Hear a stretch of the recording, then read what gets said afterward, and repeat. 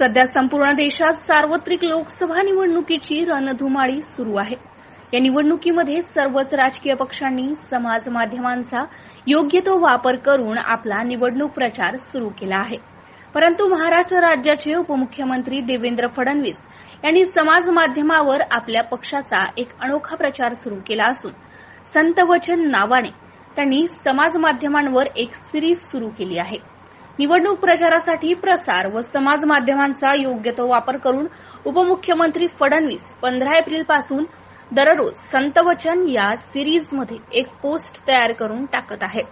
जगद्गुरू तुकाराम महाराज, ज्ञानेश्वर महाराज, संत नामदेव महाराज, संत एकनाथ महाराज यांचे ओवी किंवा अभंगाचा संदर्भ देत त्या दृष्टीने मोदी सरकारमध्ये काय काम झाले आहे याचा दाखला ते या माध्यमातून देत आहे।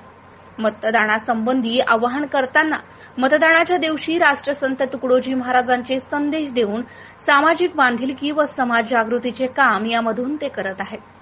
आजच्या आधुनिक काळात Twitter, Facebook, Instagram, Telegram, share chat, WhatsApp अशा माध्यमातून सर्व योजनांचा प्रचार करून सर्वसामान्यांपर्यंत पोहोचण्याचा प्रयत्न या माध्यमातून फडणवीस करीत आहेत। त्या अनुषंगाने देवेंद्र फडणवीसांचे ट्विटरवर 59 लाख फॉलोअर्स, फेसबुकवर 92 लाख फॉलोअर्स, इंस्टाग्रामवर 20 लाख फॉलोअर्स, शिवाय व्हॉट्सअॅप आणि टेलिग्राम चॅनलच्या माध्यमातून कोट्यवधी लोकांपर्यंत थेट संपर्क साधल्याने घराघरात पोहोचण्याची संधी देवेंद्र फडणवीस यांना मिळत आहे।